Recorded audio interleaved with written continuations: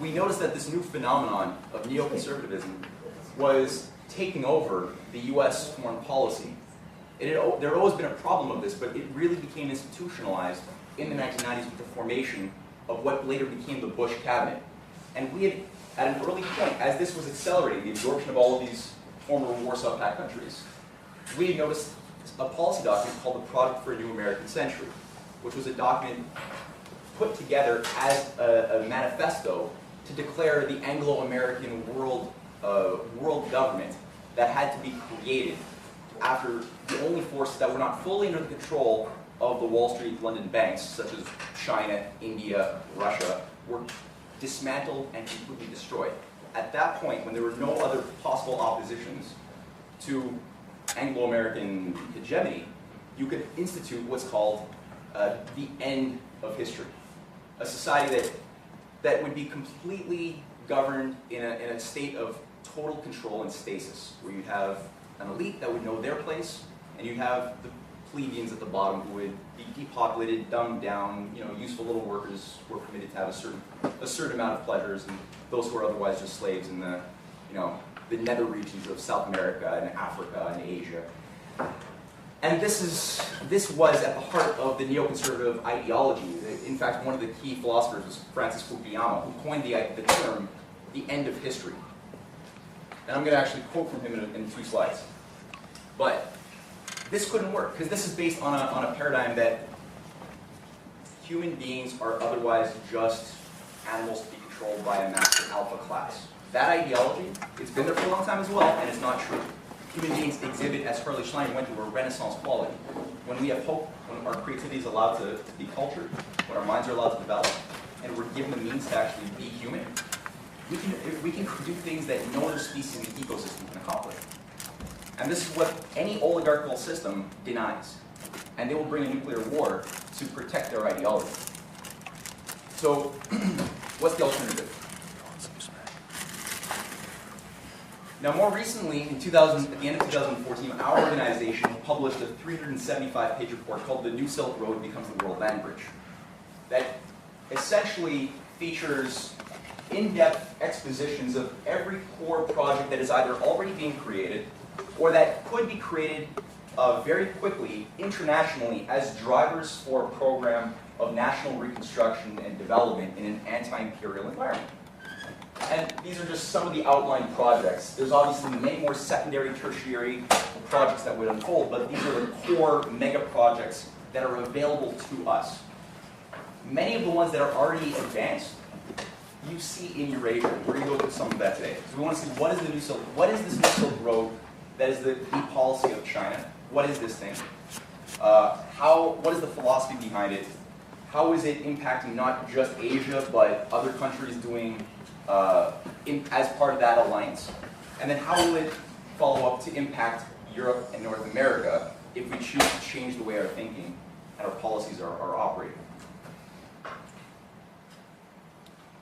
So this is the most important phenomenon right now that's scaring the shit out of the oligarchy. You've all seen this coalition of leaders, right? These 5 countries? Yes. Okay. So the BRICS nations came as an outgrowth of a process which we're going to look at a little bit. But right now, the Russia, India, China, Brazil, South Africa alliance has not just involved these 5 countries, but is bringing in more and more countries in Asia, Africa, and beyond into a sphere of influence, which is providing a very important quality of protection for these countries to engage in processes and developments that are in opposition to the IMF and World Bank desires. And they're creating an impetus of principle based on a positive conception of what economics should be vectored around. It doesn't mean that these countries are perfect. It doesn't mean that Roosevelt's program was perfect. It means that these countries are moving under a conception which is in alignment with the general interest of humanity. This will take on different forms, but the principle is the principle, and that's the key that we have to look at, because you judge by their actions, not by the words. But we are still going to look at some of the words put forth by some of these key leaders. But I brought up Francis Fukuyama before about one of the core ideological fathers of the neoconservative I'd almost call it a religion. He actually put together a short report, not as a fan of the BRICS or the New Silk Road or China, not as a fan, but it was a competent, in a sense, realization by the oligarchy, of which he is, you know, an appendage, of the nature of what this thing actually represents in history. And I'm just going to read a little short segment. And again, he is not a fan of this process, though it might sound like he is. He's just taking a very clear, objective evaluation of what this process is that's arisen in the last few years, where he writes, as 2016 begins, an historic contest is underway over competing development models, that is, strategies to promote economic growth, between China on the one hand and the USA and other Western countries on the other. Although this contest has been largely hidden from public view, the outcome will determine the fate of much of Eurasia for decades to come. Indeed, One Belt, One Road represents a striking departure in Chinese policy. For the first time, China is seeking to export its development model to other countries.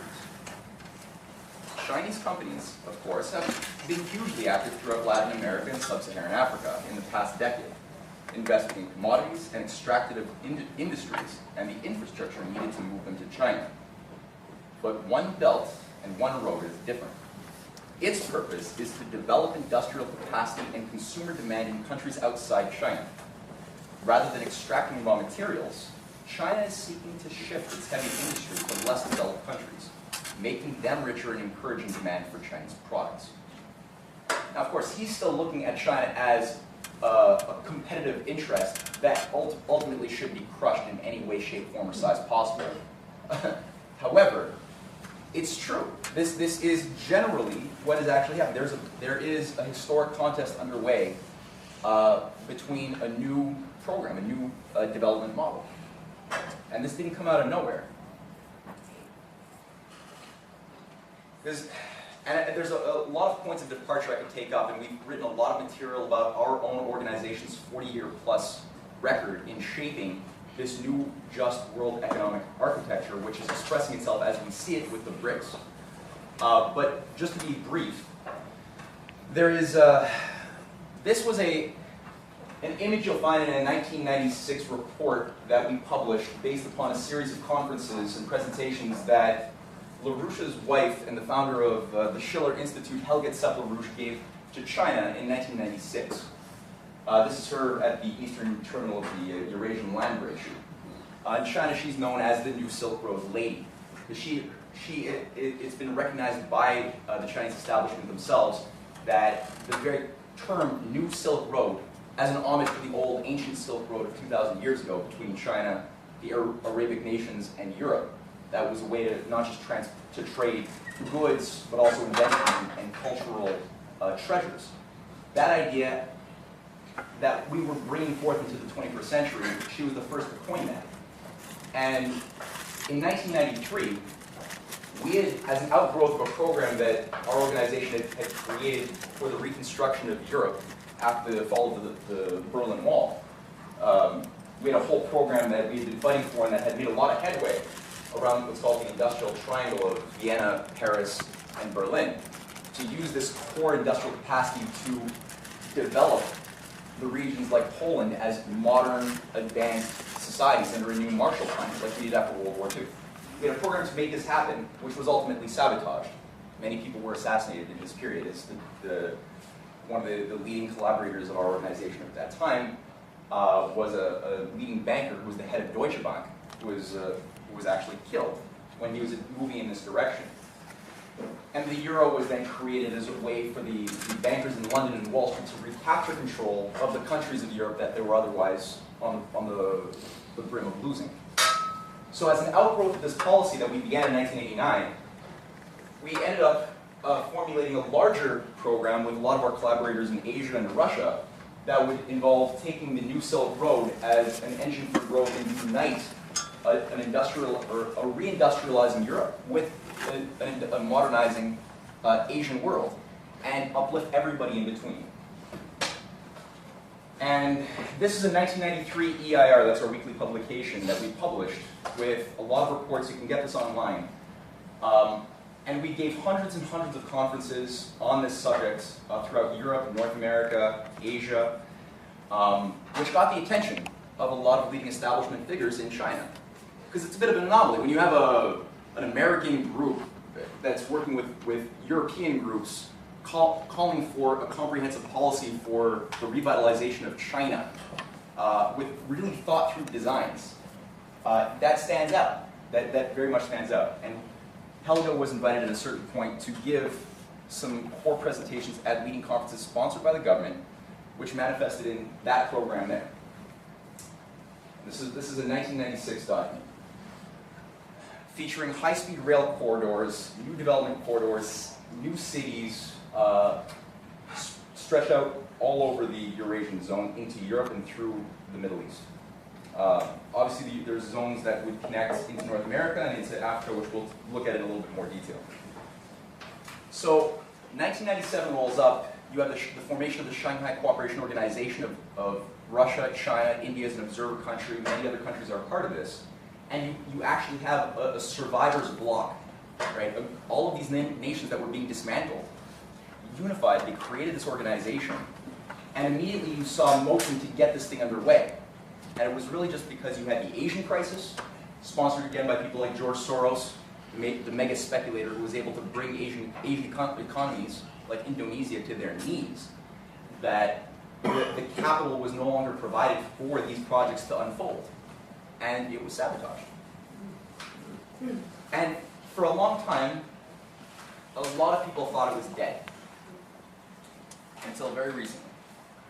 I'm going to show a little 2-minute video sponsored by the Chinese government, which I think gets the point across well enough of what has arisen since 2013. A mutually beneficial road of interconnection has spread before us. The Silk Road Economic Belt and 21st century maritime Silk Road begins with overland railways and sea lanes in China, connecting trade routes throughout Asia, Africa, and Europe, and will directly affect billions of people across the world. It's planned as one of the largest and most comprehensive development projects in human history. As it progresses, it will improve infrastructure all along the route. A network of highways, railways, ports, as well as facilities for energy, healthcare, and education. It aims to provide assistance in areas where it is desperately needed, allowing isolated regions to develop together and to facilitate investment, trade, and cultural exchange. Asian Infrastructure Investment Bank and the Silk Road Fund are already providing financing, and opportunities remain for investors from the private sector. The Belt and Road Initiative is all about opportunities to grow, to build, and to prosper together. The road that links us all.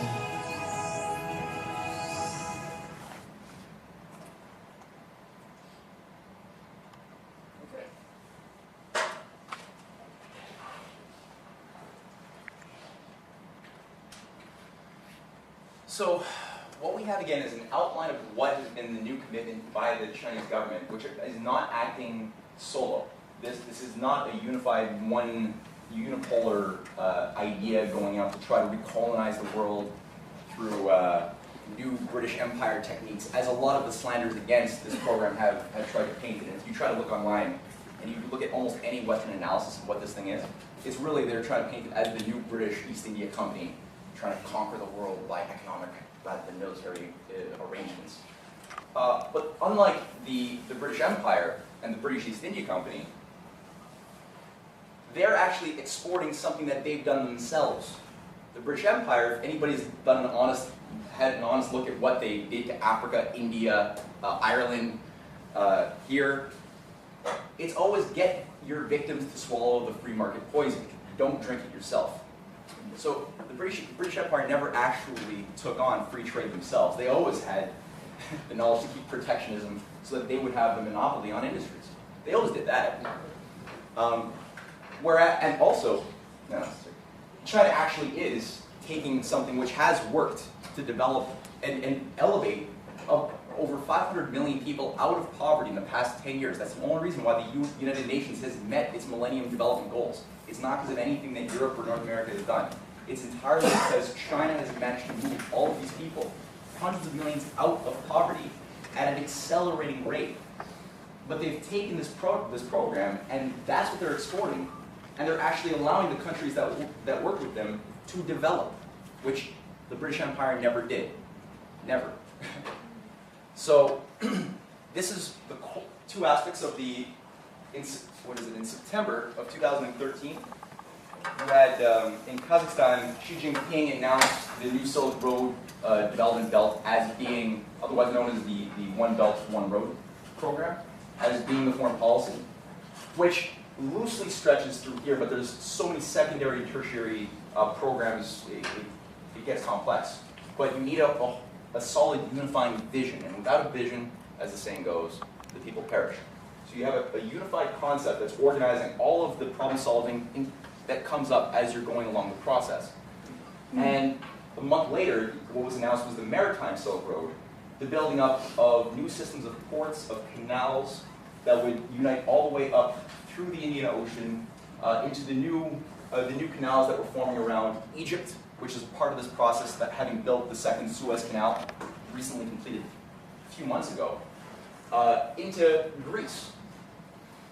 And Greece being a major port being invested in by China. The only productive investments in Europe are happening from China. Right? If you actually look at Greece, the only place that they're allowed to get to use any capital for production is coming from Chinese investment. The Troika won't let any of the bailout money that they have given to the Greeks go to the Greek people or to the development of the Greek nation. It's all going back to the private bankers who speculated with the nation's debt and with the people's debts.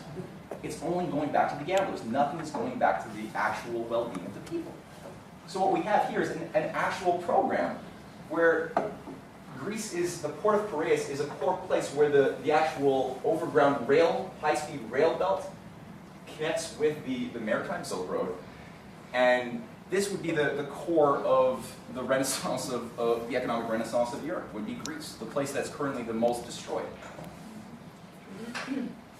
There's a lot of other ports from Africa, Kenya, Indonesia, Thailand, that we won't necessarily go through, but that are all developed in full detail in our Landbridge report, which I encourage everyone here to purchase copies of and get more copies out so that people get a sense of what the hell is going on. But that's all at the table outside. Now, this process, as I mentioned, you had a meeting with the, up here what we see is the September 2013 meeting that created the Eurasian Economic Union. Not the European Union, the Eurasian Economic Union of Russia, Belarus, and Kazakhstan. Those are the three presidents. There's been a few more members joining up until the present day, which is a bloc which, as the president of Kazakhstan, President Nazarbayev, has said, he mentioned at the ceremony that unveiled this new grouping that this is a new geopolitical reality of the 21st century that has been born. A fundamentally new model of good neighborly relations and interactions between peoples in the general great Eurasian space. So this is a guy who's been fighting for quite a number of years for a new Bretton Woods alternative economic system based on the fact that the Western model is built, there's a collapse function built into it. So you have people who have been working very hard at preparing the field such that an alternative system can arise that would not be one dominated by a fascist dictatorship. So you have the Eurasian Economic Zone set up, which Ukraine was very close to becoming a member. That's something that we're also not told very much. That right before you had the overthrow of an otherwise pretty corrupt government, gotta admit, but right before that 2014 overthrow of that government and the installation of the new Western-backed, Western-controlled puppet government of Poroshenko, you had a major discussion for Ukraine to not only not join NATO and not join the European collapsing zone, but to join to become the fourth founding member of the Eurasian Economic Union. Now, this was complemented months later by the arrangement made to integrate that union with the new Silk Road Belt. So that's in May 2014, you had the joint declaration to unify these two organizations as one union. And then within literally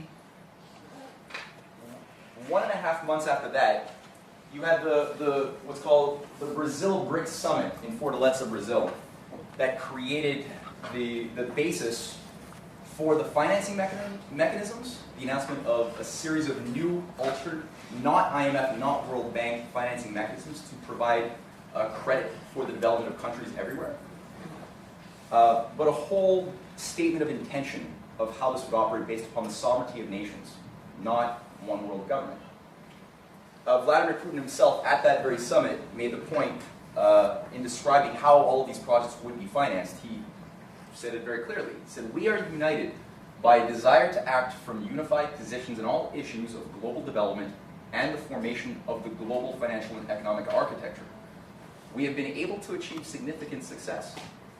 I want to stress that all the plans we set for ourselves a year ago have come to fruition. I am referring first and foremost to our plans to create a new development bank and a currency reserve pool for BRICS nations. It's basically a way to fight off speculative attacks so that countries can't be caught the way the Asian 1997 economies were caught under Soros' speculative attacks on their currency. This new pool exists now to give a buffer and protection to all countries to survive and to actually fight back against people like George Soros and other Wall Street hedge funds. The BRICS Bank, today we have confirmed their founding documents.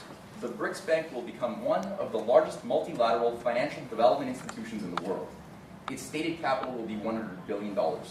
The scale of possible operations within the framework of the currency reserve pool may also reach $100 billion.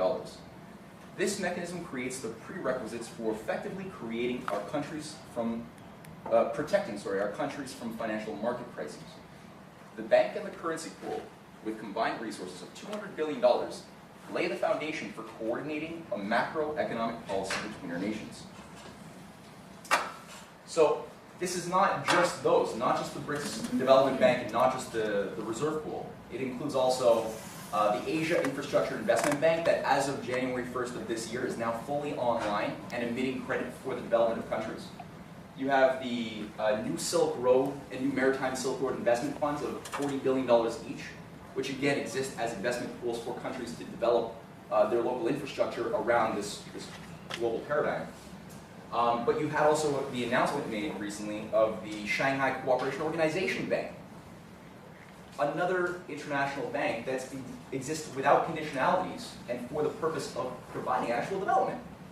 So these are now, as of this, you had the UNISOR, the Union of South American Nations, and the CELAC countries, the Caribbean, Latin American countries, that immediately signed hundreds of billions of dollars of trade deals with China and Russia to be financed largely by these new banks.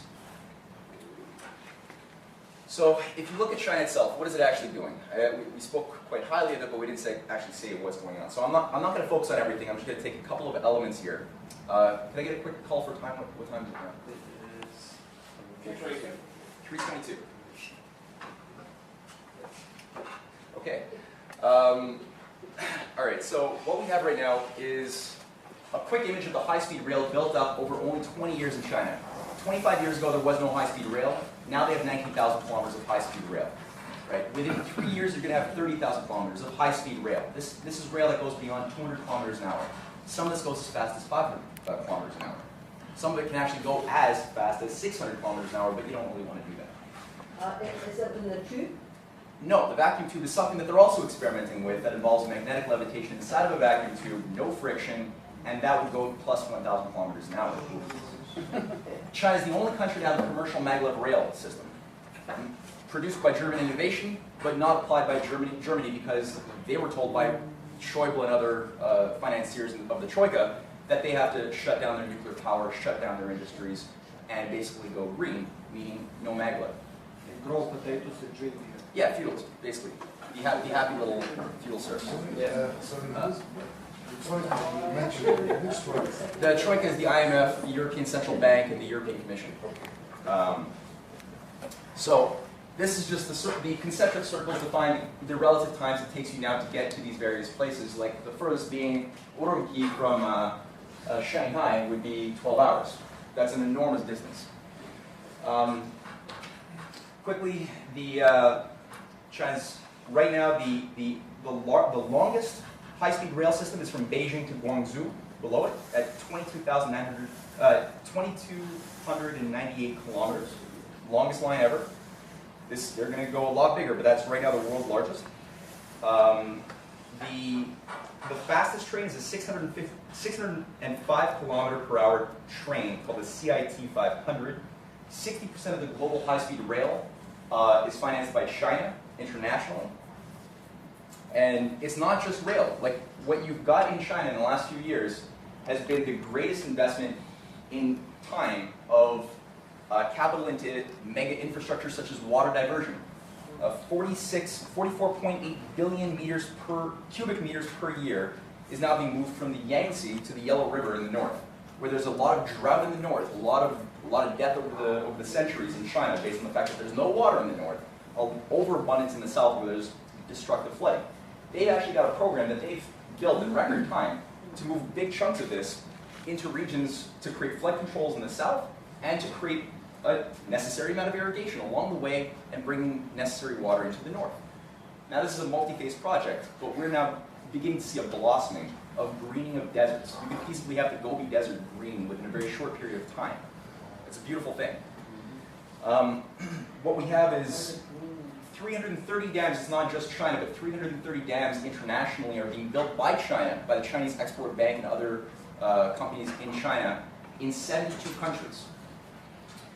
So this is not, when you look at maglev, or when you look at high-speed rail, this is not maglev, this is high-speed rail. This is not what we're used to looking at when we look outside of a Montreal window and we see one of these clunky things driving down really noisily, transporting really not much. It's maybe shale gas and oil. But the other ones are carrying people. These are carrying people, and they also carry freight, both. And that is an example of Chinese technology not in action right now. That's infinitely more impressive. It's really beautiful. And if you look at right now the difference between the USA's high-speed rail network and China, it's dramatic. And this is, again, like 20 years, literally only 20 years, and most of it's in the past 10 years. But it's accelerating at an accelerating rate. Whereas America, there's a lot that's been discussed, a lot that's been sabotaged, and the amount that actually exists, which is a little over 800 kilometers, doesn't even go that fast. It really pushes the limit of what is defined as high-speed rail. Canada is not even on that map because we don't have any high-speed rail. We had a lot of discussions from like a Montreal to Windsor rail, and that had a little bit of a hullabaloo, but nothing ever manifested. That's got to be corrected. And I mean, a lot of this stuff comes from the fact that we're addicted to using just highways and trucks to transport everything, which is an inefficient, nasty way of moving goods in the 21st century, when you consider that only 50 years ago we had more rail than we have today. This was actually taken down in the United States and Canada in order to have a basic, like a highway system. And also, when you talk about rail, you're not talking about just building rail all over the place. That's not what you're talking about. There's a quote I had by Helga that goes through the development corridor idea very well, but there's a whole section in here on how the principle of the development corridor works. You don't have just rail over land and that's it. You have the idea of 100 kilometers in either direction, as a width outside of the rail corridors, that are going to create new advanced cities, not giant monolithic, Hong Kongs of 15 million people. You want to have productive zones where you have high efficient communications, fiber optic cables. You want to have, you obviously want to have a lot of agricultural zones that are very well planned, that are not for cash cropping, but are actually for feeding, medium and small industrial farmers.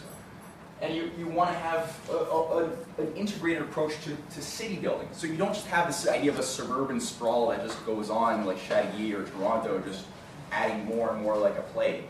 You want to have cities that have a purpose, right? That are organized with a bit of a thought ahead. And this is what we're seeing forming in places like India, where Narendra Modi, who's a very, very enthusiastic participant, to say the least, of the BRICS process, has called for 100 smart cities to be developed, to take the youth that are being thrown into the gutter because they've been living under a colonial policy, and use the minds of these youth as the drivers of real wealth creation under a national vision, which I'm going to touch on. This is actually Modi's program that he's endorsed, and well, circles around him have endorsed and advanced, called the Diamond Quadrilateral, based on thousands of kilometers of high-speed rail connecting the core Kolkata, Chennai, Mumbai, Delhi, which would integrate into the new Silk Road.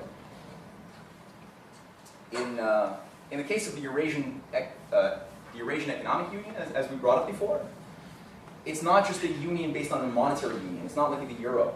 It's based on mutual development, again. And the actual name that was given to the program in Russia was the Trans-Eurasian Belt Development Project. And the Trans-Eurasian Belt Development, as I quote here from Vladimir Yakunin, who was the former president of the Russian Railways, and a close friend of Lyndon LaRouche and our organization,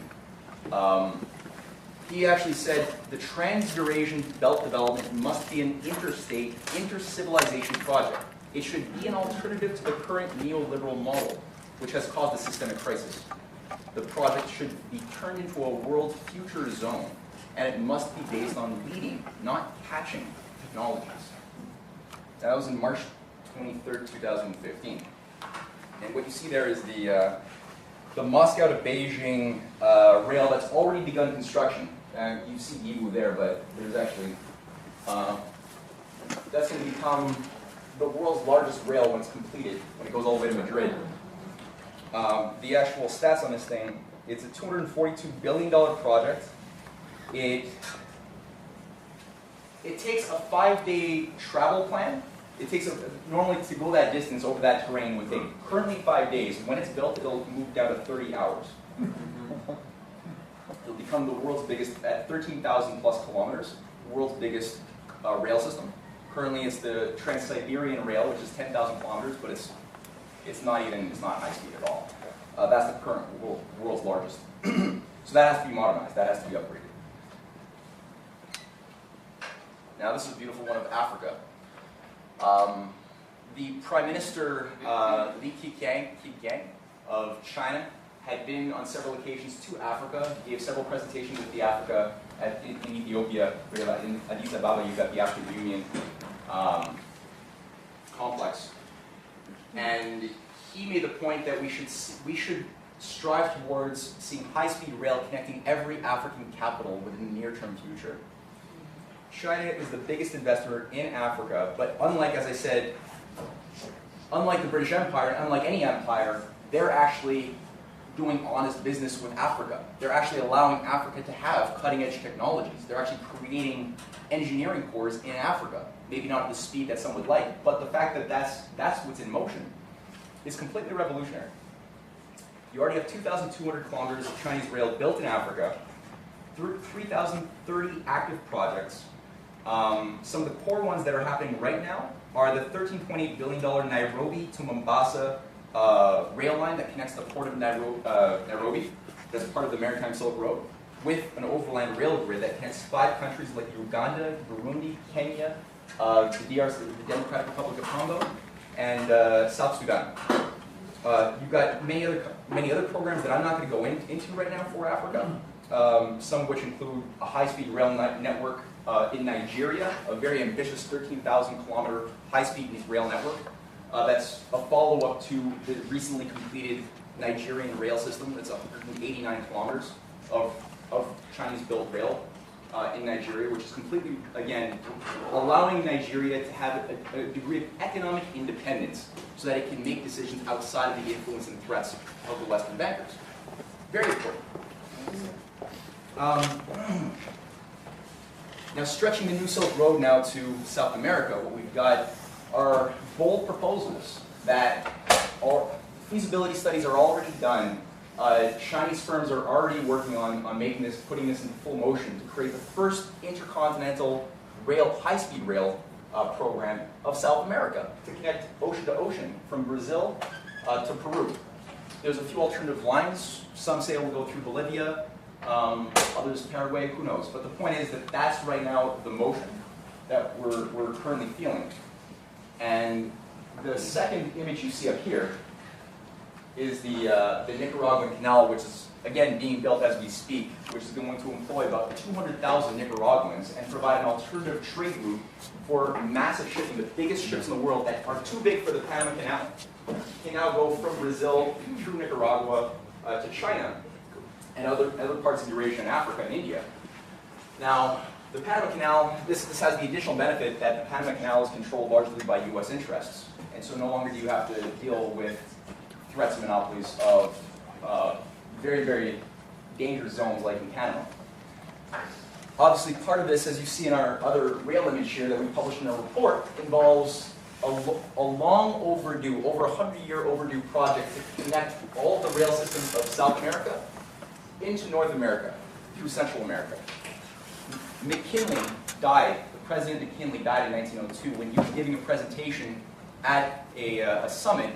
He was assassinated by a British orchestrated plot of anarchists when his speech was based on doing just that, on using the U.S. program of Abraham Lincoln to help South America and Central America develop rail, the way Lincoln did for the transcontinental rail. Now this is something people probably have not seen. So this is what's going on internationally. Now, if you were paying close attention for a very short flash in the pan period of time, last year, actually May 2014, you had Le Devoir and several other papers around Canada print something called Peking to Montreal in Train. And then it disappeared. But this anomaly was really much more important than people realized. And this was the open announcement by leading Chinese institutions to invest in the Bering Strait rail tunnel. So this is not just a pipe dream idea. You already have the Trans-Eurasian Economic Belt building up all the way into Siberia. They're already doing it. They're building the China to Moscow rail connection to Europe that would connect also as part of this thing. They have offered to build, the Chinese offered tens of billions of dollars. I can't give you the figure, I forget. Russia also offered in an earlier time, under Putin in 2007, $60 billion to invest in building a tunnel about 200 kilometers long under the 60-kilometer Bering Strait passage. Is it 60 kilometers, Bob? Or is it longer? 90 kilometers. 90 kilometers Bering Strait passage. And that would open up the door to transforming the Arctic from what it is now as a zone of military confrontation, potentially, where you have, it's not just in the south, as we saw in the beginning graph of the encirclement of Russia, it's not just the south of Russia that's being encircled by NATO. Alaska, Norway, Denmark, potentially, there's a lot of pressure on Canada to adopt an anti-Russian military program in the Arctic. That's why Russia is militarizing its Arctic. It's not that they're trying to take over the North Pole. It's that they're responding to an actual threat, which they don't want. And that's why they made the offer to convert this zone into a mutual interest zone of mutual cooperation. And the amount of potential up there is really astounding. So what happened? It was ignored. The policy, the oligarchy, the way they operate is if you can't refute something or logically try to turn something down, you pretend it doesn't exist. And so, Putin came, he met with Harper back in 2007, and it wasn't permitted on the table. Every time he tried to bring it up, people just like ignored it, like looking at the wall. Then Bush and Obama did the same thing. And then what they would do is then turn around and just bring up human rights abuses or something to change the discussion completely into something absurd. Do you create a green environmental protection zone? Huh? Protection zone for the animals? Yeah. Yeah, exactly. Yeah. So, if you actually look at, I skipped over the Middle East by accident, but I'm running out of time, so I gotta go fast. What you have here is a fold-out page inside of our report, which I'm not going to find this right there. of several aspects of the North American development program that we could unleash if we pass Glass-Steagall. If the United States Congress, if the population is able to rally themselves coherently in such a way that Glass-Steagall, that Martin, and Martin O'Malley advances on this program to shut down the whole Wall Street bubble before it blows up in everybody's face and brings in fascism. If Glass-Steagall can be brought in immediately, you have available to the population of North America, Mexico, and beyond the ability to revive our lost industries. Canada has lost over 1 million productive manufacturing jobs in the past 20 years. Probably a lot more, just because of NAFTA alone. We've lost a whole engineering cadre. The people who actually had the skills to build our heavy infrastructure are in their 80s, 90s, or dead. So this is what we have to revive in the next generation who are currently being trained to really just be like advertising executives or marketing, whatever. Like there's not really a lot of productive employment for young people. If you're lucky you can become a lawyer or something and make your mom happy. But it's really not, when you look at the crisis that we're in, that's not what's needed.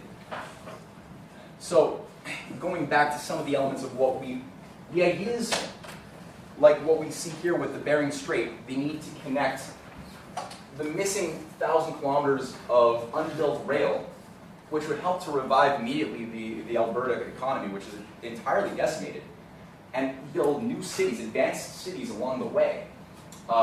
This would also open up the door to a completely new way of thinking about Arctic development, which is much more advanced than Russia, where they're already building advanced modern cities with recreational zones in the Arctic, in places as far up as Umka, which has not actually been built yet, but everything is in motion to get this thing done soon. Of a domed city in Russia, powered by a nuclear reactor, evaporated waste disposal. It has obvious applications for mining, new types of science technology. They're using the ISS space station as a model, because obviously in the Arctic, you're not going to be able to just go outside and like pick your carrots. You have to have a complete internally controlled climate system with an internal biosphere. So you have to really make discoveries in the nature of ecosystems and biospheres if you're going to sustain life in a comfortable way in those regions. For 5,000 people and their families, that's a big ambition. But that's the type of thing that you think of when you go into these inhospitable zones, whether it's the desert, or whether it's the tundra, the Arctic desert, or whether it's space. You always have to think about what do you need to discover about the laws of nature to allow for your society to accomplish a mission. What type of creative discoveries have to be unleashed for something impossible to be made possible? Right? It's not in the money. It doesn't matter how much money you throw at something. If you've got a bunch of service economy, misanthropes, you're not going to get something done. So this is where the question of culture comes very important. And when you look at what trajectory we were on in the period of people like John Diefenbaker, our prime minister who was ousted at a certain point in the early 60s, there was a program for a northern vision for creating the new frontier of development. This is a 1958 design in Nunavut, in a place called Frobisher Bay, which is essentially way ahead of the curve. It was way ahead of its time. And millions of dollars were allocated towards building up feasibility studies on constructing this advanced city with a dome. Right? All the apartments are outside, the mall, recreation centers, everything else you want is underneath this structure. As a new model for international cooperation. That was sabotaged. Right. That was sabotaged by the Bank of Canada, that's run by the City of London. There was a big credit crunch, so basically all of the funds that Diefenbaker was trying to allocate to it, he couldn't get them because the governor, who was a British operative, was told to just contract the money supply because there was a certain recession happening at that time. And so rather than doing what you should do in a time of recession, which is do a Roosevelt, you want to invest in creating new potential, new jobs and production, they did the opposite. They did what Hoover did during the Great Depression, which is what sustained the Great Depression in the 1920s. Just austerity, contract the money supply. So you basically, you're sick, so you bleed yourself. And then if you're getting sicker, you're getting more dizzy, you bleed yourself more. It's very self-defeating. So Diefenbaker didn't think that way. He had a more Rooseveltian approach to it, but he didn't fully understand the environment of what he was operating in, which set him back quite a bit. Nonetheless, when you look for the application of the ISS space station for developing science cities in the Arctic, obviously, it's no surprise that China is also becoming the world leader in space technology. They're setting up their first space station. They've got literally more ambitious programs for not just doing what like Obama's saying, we have to like lasso an asteroid and like investigate the asteroid with no higher idea of what is man in space. There's no higher idea of the program for the future. It's just a waste of energy pretty much. Whereas Russia, China especially, actually has a program. That's the Jade Rabbit rover, which was the first successful rover with a full laboratory deployed to the moon as part of a multi-phase Chang'e operation. This Chang'e, I think we're at 5 now, to actually start developing our capabilities to industrialize the moon. Where obviously, if anybody looking at the fact that the moon is ripe with not only rare earths, but also things like helium-3, there is tons. Literally, I think it's something like 50 tons or something of helium-3. 50 million. 5 million tons of helium-3 is on the moon. We have hardly any of this on the Earth because of our electromagnetic field. China knows this. The head of their space program has openly talked about this, which is the need to use this as the way to break out of fossil fuels and to create a fusion economy. Helium-3 is the most efficient use of fusion power. That's the best way to get a full reaction where you don't emit any neutrons and you can contain a positive charged plasma with intense electromagnetic fields and deploy those million-degree temperature plasmas to perform work, whether it's terraforming, whether it's stopping an asteroid, which, by the way, Russia has a policy to stop an asteroid. They've actually put that on the table for us, and we don't even... How many people knew that Russia had a policy to stop an asteroid? Okay, I got a handful, I count them with one hand. Doesn't that piss you off? Russia actually put on the table in 2012 a program for us to cooperate with them on, instead of building anti-Russian missile shields, they said we can use our technologies together that currently are serving destructive purposes in the military and look at jointly defending humankind and the biosphere from asteroids, which, by the way, Russia got hit by a few major meteorites right before they made that announcement in Chelyabinsk. So, I didn't mention it when they had that announcement. No, it was not. There was a blackout on our media. And that's still on the table. There's actually an advanced intention to have an asteroid defense shield called the Strategic Defense of Earth, which itself is a revival of Lyndon LaRouche's Strategic Defense Initiative that he had organized Reagan and a small network of people around Reagan in 1981 to adopt, and he made policy of the U.S. towards Russia at that point when Reagan came on TV and made that announcement to take our nuclear weapons and turn them into something useful for humanity, to take our knowledge of the atom and turn it into something constructive based on mutually assured survival instead of destruction. That program was sabotaged by operatives around Gorbachev and Andropov, so it never became policy. And it was forgotten, and now it's been revived. So, in other words, everybody's talking bad about Putin, but time to hire power we have.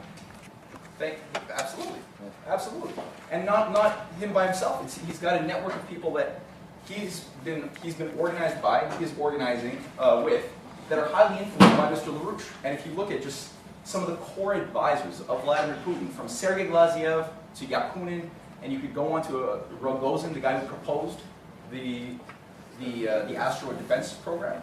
These are people who are directly affiliated. He's the deputy prime minister of Russia. I agree. I'm saying that everybody's got friends and everybody's got advisors, and he's got some very good ones. And these are good ones who have been affiliated directly with our organization, with LaRouche's organizing, when LaRouche became a member of the Russian Academy of Sciences in '94. And LaRouche has returned back to Russia on several occasions on the various highest of levels of invitation to give presentations to the Duma. Literally, the establishment of Russia and the establishment of China and also people around Modi are directly there as a consequence of 40 years of organizing by this organization, by Helge Sepp LaRouche in China, by LaRouche in Russia. And just to end here, there's a quote by LaRouche where he says, because this brings up the question of value. What is the value of going to the Arctic? What is the value of going to space to mine helium-3 from the moon? What is the value of doing these things?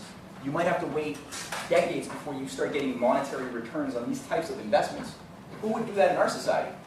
Hell, you're not supposed to invest in anything that won't produce a monetary return within 3 years. That's a business model law that they teach. Now, LaRouche said, we're on the cusp of a new paradigm shift. So we got to realize that real value, and this is always about value, that's what governs our motive and our concepts and our sense of self. It's always an idea of what do we value, right? This has cultural, artistic application, scientific application, and obviously economic application. LaRouche said, real value comes from and is measured by the development of the productive powers of labor. That is, through the introduction of scientifically created new technologies, implementing productive processes which increase the energy flux density through the physical economy in such a fashion as to immensely increase the productive powers of labor. That new system, that is the system that has been created after a lower ordered system, for example, fusion power. If you have a fusion economy, there's going to be all sorts of processes associated with fusion and the use that they have in them that won't have existed in the previous petrol, chemical-based society. He says that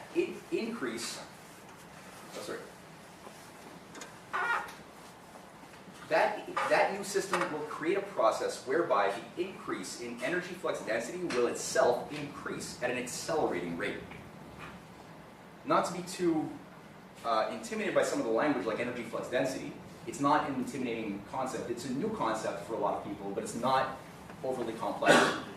It simply means that because of this faculty of the human mind, which distinguishes human beings from animals, because it's not our DNA that does it, it's only the quality of the ideas that we can develop and act upon that creates a condition whereby our society uses different types of fire. And to the degree that we're being creative and thinking ahead, we know that every type of resource is fixed and will run down. We know that.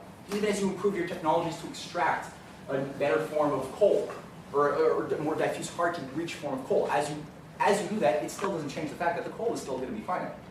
And unless you make a qualitative shift to discover new physical principles and free yourself from the boundary conditions that were contained within the old system, your system will always turn into an empire and collapse. You'll always start cannibalizing young. It's like that for any animal. If you throw it within a room, you have a bunch of rabbits and a limited amount of food, those rabbits are only going to grow to the point that the food is still there, and then they're going to cannibalize the young. Any animal will do that, and humans will too, on the condition that we're not actually cultivating what's fundamentally true and good about us. And what you see there is the trajectory. From 1962, you actually had forecasts based upon the investments into fusion power, into the nuclear rocket of John F. Kennedy, into the general commitment towards getting out of fossil fuels and going towards a fission-based society. That program, if you just took the basic trends of where society had been going from 1780 to the present, you should have already had over double the quantity of energy available per capita to our society at this point, right? At a best or even worst case scenario. However, what we've seen is that the paradigm shift that was begun in 1968 to 72, where we detached the dollar from Bretton Woods and unleashed the post-industrial model of society, this is what became what we talked about at the beginning, right? Globalization, empire. At that moment of the deaths of people like Martin Luther King, Robert F. Kennedy, and others in Africa and in other parts of the world, you had the petrodollar created. The whole economy became centered around monetarism, speculation of floating exchange rates, controls of nations for diminishing returns of resources, and ultimately, the idea of overpopulation that people like David Suzuki are trying to feed to us is really just the fact that we have allowed ourselves to be dominated by empire. It's not the natural condition of man to be overpopulated. It's that we permitted ourselves to think that stupidity is normal and adapt to that. So, there's a lot that's been written on that. I'm just showing you quickly before we get into the next presentation on the question of culture. Because ultimately, why do we do these things? Is it really some utilitarian idea that we need to have more energy flux density because we need to consume more, because we need to produce more? Is it really that whole, that's why we want progress? Or is there something more beautiful that makes this direction a necessity, that has more to do with this idea of the Renaissance and this idea of art, culture, and creativity that is really the soul of what makes human beings worth something? And that's what John Philippe will speak about after we do maybe a brief Q&A, because I think I spoke too long. So if you guys have anything to throw at me, Funny to me. huh? Yep. Okay. Yeah. Maybe expand a little bit more about fusion energy. Okay. Like the original, like before finding helium-3, all of the discoveries being made in like the 70s. Sure. Well, does everybody here has some familiarity, I would imagine, with fusion power, right? Yeah? Anybody not familiar with fusion power? Okay. You know what? You've heard of fission power, right? Fission, not fusion. Okay. No. So you got two things here. You got fission and you got fusion. Fission is something which we've been using since the 40s in a civilian way, where basically people at the turn of the 19th century, like Madame Curie, a grouping of other people, had discovered that matter, what seems to be just a solid matter, is actually really not solid. You have things like uranium that people had been using to, tint glass yellow, and that was its only use. They discovered that through a series of experiments that maybe we can talk about in the future, but they discovered that this stuff is actually very, very energetic and it's emitting massive amounts of radiation. But it took a while to figure out how to detect that.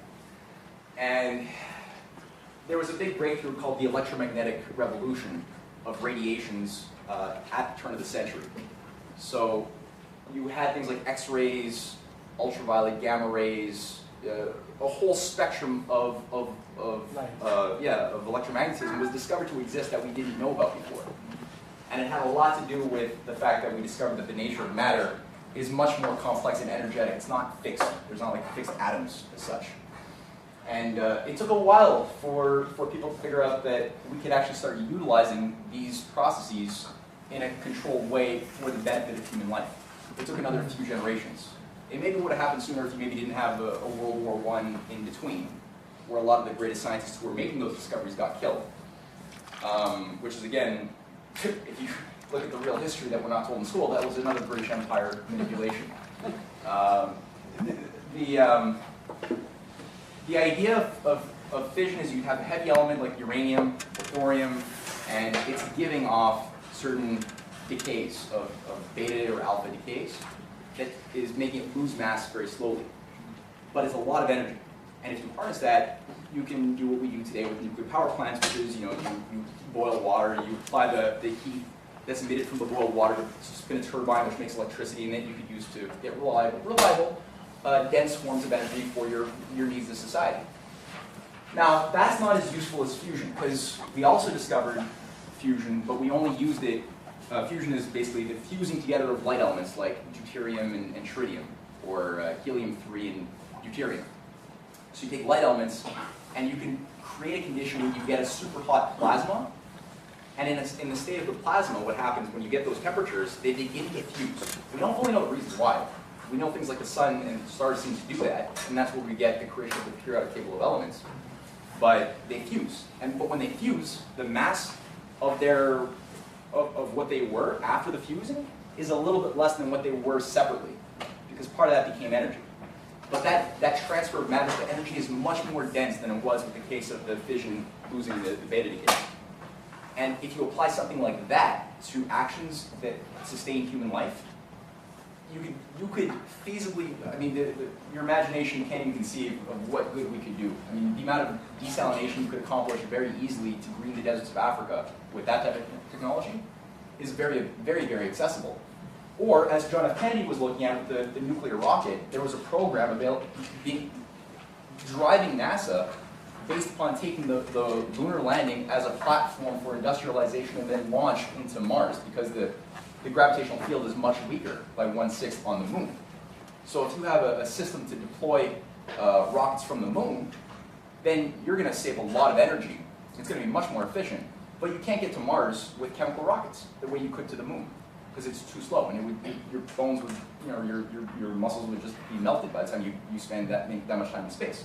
So they knew back then that they needed nuclear rockets, which is why there was an advanced nuclear rocket program, which was, again, sabotaged in 1972 when the post-industrial model came in, and all of these NASA scientists were either fired, the programs were shut down to save money, and the vision was lost. Why? Well, Why was John F. Kennedy resisting the Malthusian takeover of the United States? Right? Why was Martin Luther King and Robert F. Kennedy and Malcolm X all working to defend the idea that human beings are made in the image of a creator? Well, Which, huh? Can't we put Martin Luther King in there? Yeah. We know what he was doing. Oh, everybody has problems, but the point is the reason why he died was because he actually fought against some very heavy, evil bastards. No, that's. And he did it for a principle which they were afraid of. There was something he was unleashing that would have that the oligarchy knew was going to destroy their ability to control the society that they desired to maintain. And when you look at, we could again go on into a lot of detail here, but we don't have to do that now. We can say that for later.